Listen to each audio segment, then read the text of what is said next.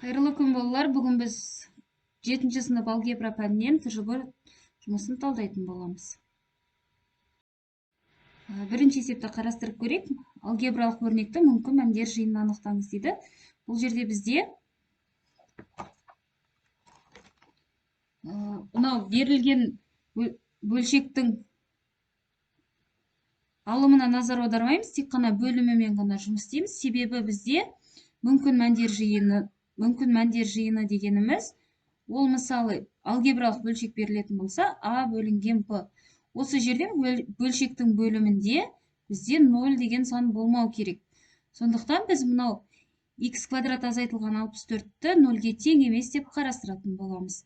Сонымен x квадрат азайтылған 64 тең емес 0-ге. Осы жерден бізде мынау x квадрат алынған 64 дегеніміз, ол формула бойынша x минус 8, x плюс 8 деп жүктеледі екен. x плюс 8 тең емес 0-ге. Осы жерден әр жақшаны жеке-жеке 0-ге теңестіретін болсақ, x минус 8 тең емес 0-ге.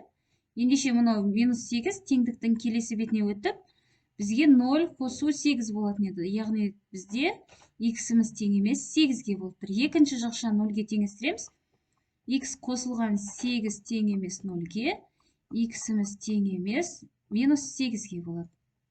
Сонымен біз мына координаталық сәулені салатын болсақ, осы жерде минус 8 және 8 деген өрнекке тең емес екен. Қалған өрнектердің барлығы болады. Сонда бізде шешімі сан аралығымен жазатын болсақ, бізде минус шексіздіктен минус 8-ге дейін және 8-ден минус 8-ден 8-ге дейін, одан кейінгі аралық 8-ден плюс шексіздікке дейін болады екен. Бұл бірінші есебіміз, бұл 2 балдық есеп. Келесі екінші есепті қарастырып көрейік. Бұл жерде бізде алгебралық бөлшекті қысқарту болу керекпіз. Енді 45 пен 54 екеуі де 9-ға қысқартылады екен. Сонымен біз 1-ден 9-ға қысқартатын болсақ, басқа ручкамен жазайық, басқа есеп болғандықтан шатаспас үшін. 45 бізде 9-ға бөлінеді 5 болады, 54-ті 9-ға бөлетін болсақ 6 болады. Сонымен бізде бөлшек 6-дан 5 коэффициенттер әзірге. Енді біз қалған әріпті өрнектерін қарастырып көрейік. Бізде бөлшектің алымында а-ның 3 дәрежесі тұр, бөлімінде а-ның 4 дәрежесі тұр. А-ның 4 дәрежесі үлкен болғандықтан біз оларды қысқартамыз. Яғни 4-тен 3-ті азайтатын болсақ, бөлшектің алымында а-ның 1 дәрежесі қалады. Оның өзі ғана жазылуға болады. Яғни а-ның өзі деп, Енді бұның 3 дәрежесі мен бұның 3 дәрежесі екеуі толықтай кетеді де, сонымен бізде бірінші бөлшектен 6а-дан 5 қалады екен. Енді екінші бөлшекті қарастырып көрейік. Бұл бізде формулаға келіп тұр екен. Ендеше ол а минус 5b, одан кейінгісі а қосылған 5b деген формуланы көрсетіп тұр. Бөлшектің алымында а, бөлшектің бөлімінде бізде а қосылған 5b дегенді біз 2 рет а қосылған 5b деп жаза алады екенбіз. А қосылған 5b, а қосылған 5b. Енді осы жерден мына екі өрнек бөлшектер кетеді, сонымен бізде қалатыны бөлшектің алымында а минус 5b, бөлшектің бөлімінде а плюс 5b қалады екен. Келесі үшінші есепті қарастырып көрейік. Өрнектің мәнін табыңыз дейді. Мұндағы x-тің орнына 3-ті қойған кезінде дейді. Ендеше бізде бірінші мынау өрнегімізді кішкене ықшамдап алайық. Бөлшектің алымы формуланы беріп тұр, яғни x минус бөлшектің алымы бізде x минус 5-тің квадратының формуласын беріп тұр. Ендеше бөлшектің бөлімі мынау 2x минус 10 дегеніміз, ол 2 көбейтілген x деген сөз, ал 10 дегеніміз 2 көбейтілген 5 деген сөз. Сондықтан бізде ортақ көбейткішті жақшаны сыртына шығарамыз. Ортақ көбейткіш 2, ол жерде x минус 5 жақшаның ішінде қалатын болса, бізде мына өрнектен x минус 5-тің квадраты деген сөз, ол тура жаңа жазғандай x минус 5 деп жазылады екен. Бөлшектің бөлімінде 2x минус 5 деп тұра берсін. Енді осы жерден x минус 5 пен x минус 5 қысқартылады да, бізде бөлшектің алымында x минус 5-тің 1 дәрежесі және бөлшектің бөлімінде 2 қалып тұр. Енді осы жерден біз x-тің орнына 3-ті қойып есептейді екенбіз. Яғни 3 азайтылған 5 бөлшектің бөлімінде 2 қалып тұр. Ендеше 3-тен 5-ті азайтатын болсақ, минус 2, минус 2-ні 2-ге бөлсек, жауабы минус 1 болады екен. Келесі 4-ші есепті қарастыратын болсақ, бізде мына өрнектерге амалдар қолданыңыз дейді. Біз бірінші А-ны шығарып көрейік. А-да бізде бөлшектің бөлімінде А тұр және 2А тұр. Мұнда біз ортақ бөлім беру керекпіз. Ортақ бөлім бізде 2А болады екен. Ал енді 2А-ны біз мынау А-ға бөлетін болсақ 2-ден тиеді. 2А-ны 2А-ға бөлетін болсақ 1-ден тиеді. Сонымен біз осы қалған өрнектерді жазып шығайық. Бізде 2А-ны А-ға бөлген кезінде 2 шықты. Сонымен 2b квадрат қосылған. Бөлшектің бөлімдері бірдей, сонда тек қана алымы ғана жазылып тұр 4. Енді осы жерден бізде бөлшектің алымынан 2 жақшаның сыртына шығады екен. Ортақ көбейткіш ретінде бөлшек келесі жақшаның ішінде b квадрат қосылған 2 қалады. Бөлшектің бөлімінде 2а. Енді біз осы жерден мынау 2 мен 2-ні қысқартуымызға болады. Мынау балалар бірінші бөлшек түрінде ол жерде қысқарта алмаймыз. Себебі ортасында бізде қосу тұр. Қосу амалы тұрған кезде ешқашан бөлшекті қысқартуға болмайды. Енді біз осы көбейту болған жағдайда қысқартамыз. Сонымен бізде қалғаны b квадрат қосылған 2 бөлшектің бөлімінде а қалады екен. Келесі екінші бөлшекті қарастырып көрейік. Бұл жерде бізде мынау b квадрат минус с квадрат дегенді біз әзірге тең емес, оны формуламен ашып жазуға болады екен. Ол дегеніміз b минус с, b плюс с дегенді білдіреді. Ендеше ортақ бөлім ретінде тура осы формуланы алуға болады екен. b минус с, екіншінің а, b-ның жауабы. Келесі b минус с, b плюс с-ны аламыз. Енді осы өрнекті бірінші бөлшекке бөлетін болсақ, бізде b қосылған с қалады. Яғни с жақшаның сыртында тұрсын, b қосылған с-дан береміз. Екінші бөлшекке тура өз-өзіне бөлетін болсақ, онда 1-ден тиеді. Сонымен бізде минус b-ның квадраты болып тұр.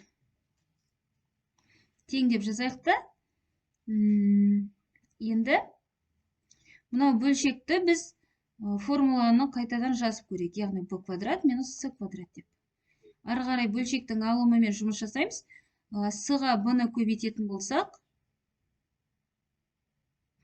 сб қосылған. Келесі с-ға с-ны көбейтеміз. Фонтан әдісімен с квадрат болады. Минус b квадрат. Енді ары қарай не істеуге болады екен?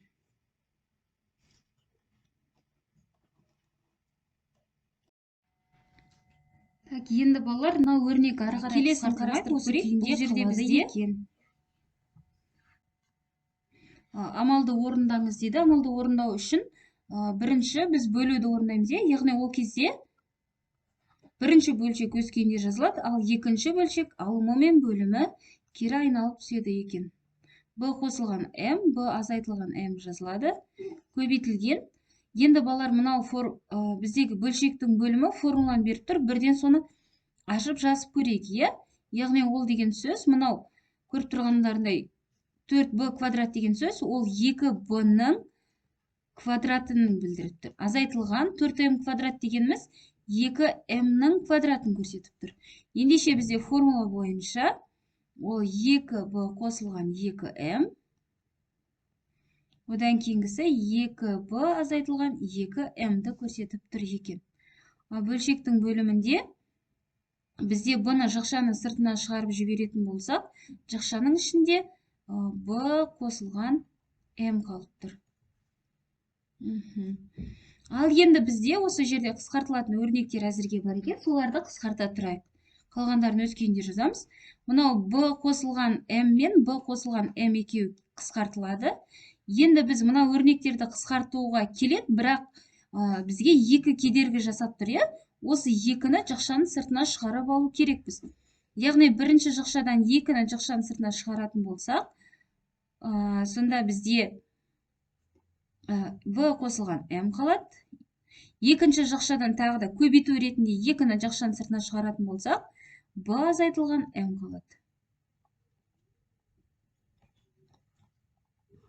Бөлшектің бөлімінде b азайтылған m тұр. Осы b азайтылған m мен b азайтылған m қысқартылады да, сонда бізде мынау 2 мен 2 көбейтіліп 4 b қосылған m қалады екен. Келесі екінші есепті қарастырып көрейік. Екінші есепте бізде көбейтуді орындау керек болып тұр. Ол бізде формуланы береді екен. Ендеше бізде бөлшектің алымында a минус 3 өз күйінде жазылады.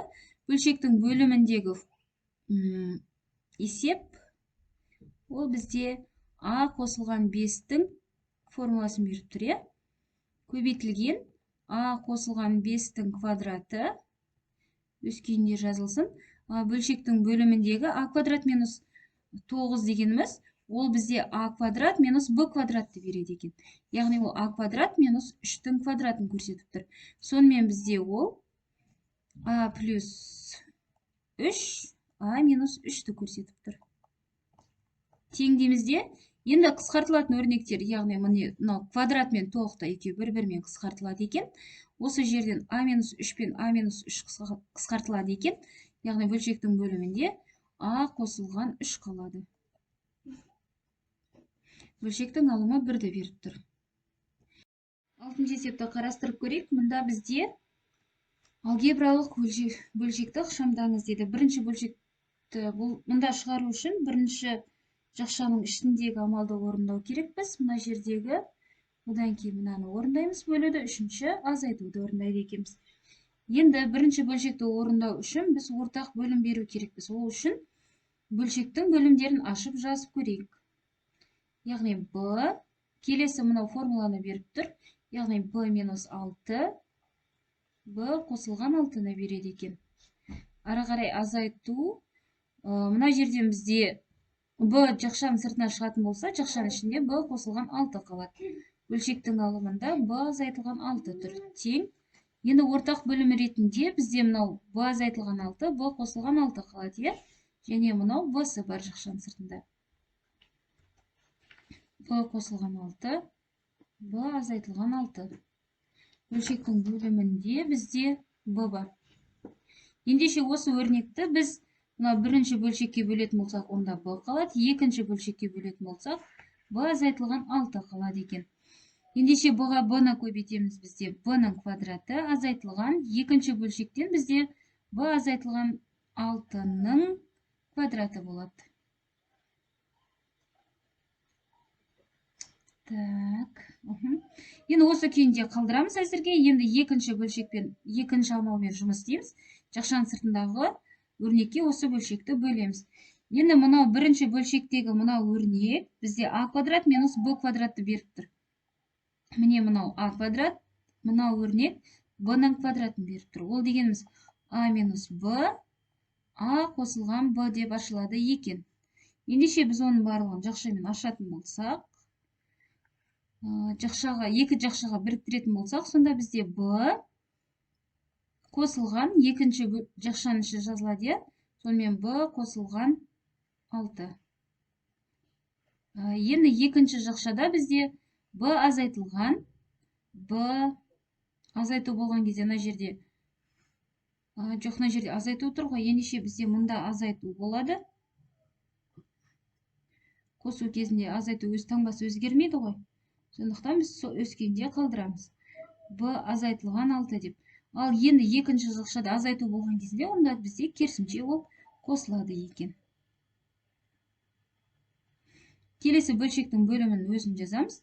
Яғни b қосылған 6, b азайтылған 6.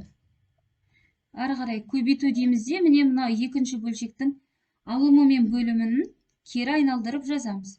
Сонымен бізде мұнда 2b азайтылған 6, Енді бөлшектің бөліміндегі өрнектен бізде b-ны жақшаның сыртына шығарып жазатын болсақ, бізде b қосылған 6 қалады. Тең деймізде енді бұлай жасап көрейік балалар. Мынау бірінші бөлшектен b-ға b-ны қосатын болсақ, 2b болады, азайтылған 6 тұр. Ал мынау бірінші жақшада, иә? Енді екінші жақшада b мен b қысқартылады да, бізде тек қана мұнда 6 қалады. Соны жазамыз. Сонымен 6 бірінші бөлшекте, одан кейінгісінде 2b азайтылған 6 қалып тұр. Бөлшектің бөлімінде бізде b қосылған 6. Так, және b азайтылған 6. Мына жерге 6 деген барлығына с жазып кетіп бара жатырмын, иә? Көбейтілген b қосылған 6. Бөлшектің бөлімінде 2b азайтылған 6 қалады екен. Енді осыларды қысқартамыз. Міне мына 2 өрнек кетеді. b қосылған 6 мен b қосылған 6 да қысқартылады екен. Ары қарай міне мына b мен b да қысқартылады. Сонымен бізде қалып тұрған өрнек b азайтылған 6.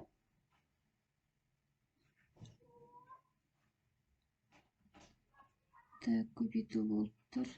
6 b квадрат. Так, b. Жоқ, мына жерде 6 ғой. Иә?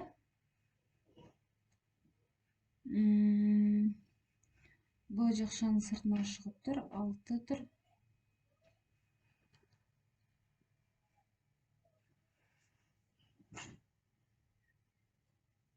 Дұрыс жазып жатырмыз ба деген сұрақ болып тұр да бізде.